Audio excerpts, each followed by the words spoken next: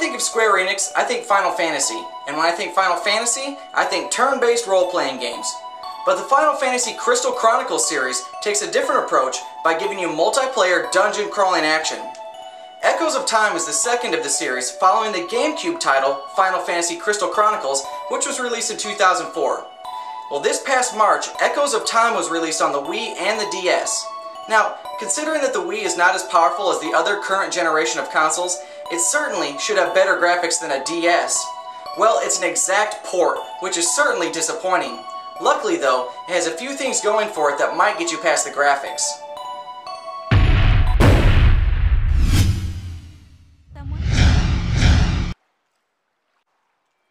The game begins and it's your 16th birthday, and you've got to go out into the woods and perform a passing of rites to become an adult that involves interacting with a giant crystal. Upon returning to town, a local child has come down with the crystal sickness, and you've got to go find the ingredients for a remedy. Setting out on your journey, you visit the big city and run into an old man named Larkicius, who both teaches you magic as well as leads you in the right direction to the ingredients to the remedy. Basically, from here you return back and forth to this man, who will send you out on quests that define the major storyline. Of course, there are several plot twists throughout the story as you find out who the primary antagonist of the game is. It turns out that the giant crystal in your town has shattered, as it is found to be of significant importance to the life on the planet, so you've got to collect the crystal shards, and that's where we start to see the game's plot. When you visit the big city for the first time, you visit the Adventurers Guild, where you pick up some additional party members. But you never really get attached to any of them. There are a few important characters that you'll interact with, but you never really care about your own. When that crystal core appeared, I was transformed. I became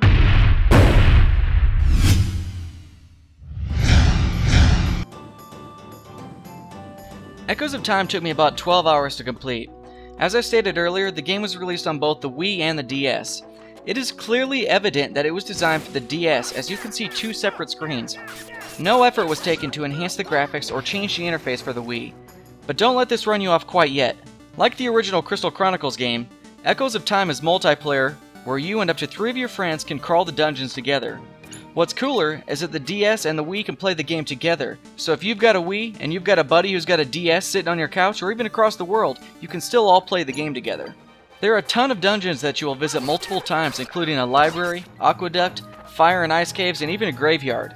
There's also lots of mini-games in the form of quests that you will unlock as you play. You can return to the quest giver in town at any time to play these games, which will eventually give you access to some of the most powerful gear in the game. You'll also collect scratch cards from enemies that you can redeem in town for special prizes. They are interesting, but not all that entertaining to play.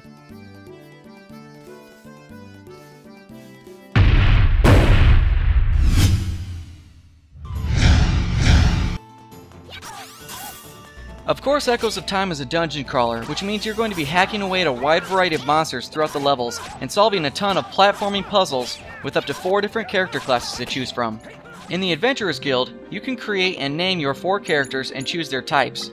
There's a heavy melee class, a heavy caster class, a ranged weapons class, and a hybrid.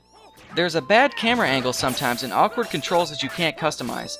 This game would be better played on a Nintendo gamepad without utilizing the Wii remote. The screen on the right controls which character you're currently playing, as well as determines what spells your characters can cast.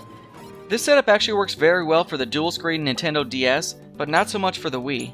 It's very difficult to change equipment for your party members. It's equally difficult to purchase equipment.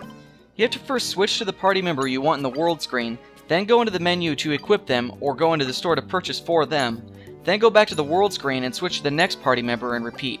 Finally, if you aren't playing with friends, you'll find that your party members are very retarded. They never heal you or cure you of your status ailments, and most of the time they simply stand around not doing anything, just watching.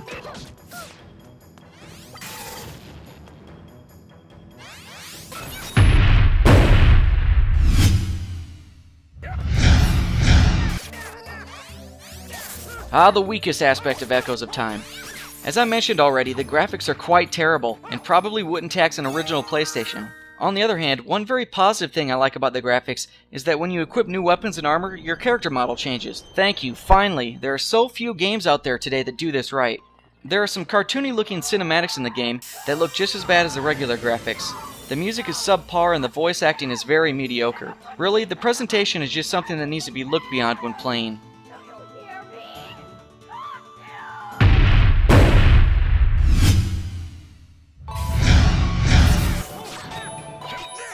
Once you get over its many flaws, it's actually a very fun game.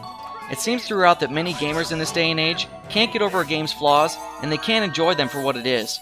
To put it simply, if you don't enjoy games with top-of-the-line graphics and controls, you're not going to like this.